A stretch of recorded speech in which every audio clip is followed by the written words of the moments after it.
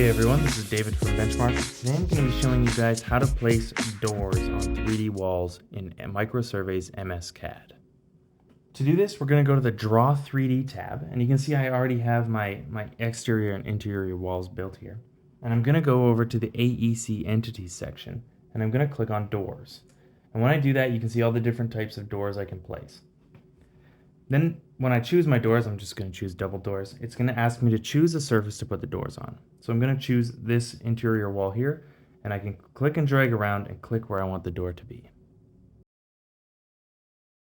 Now, if I want to change where this is, I can just press escape to get out, or I can click on doors again and choose a different kind of door. Choose a different surface. This time I'm going to choose this exterior wall here, and I can put a single door here anywhere I'd like. That's all for today's video. If you have any idea of what you want to see next, leave it in the comments down below.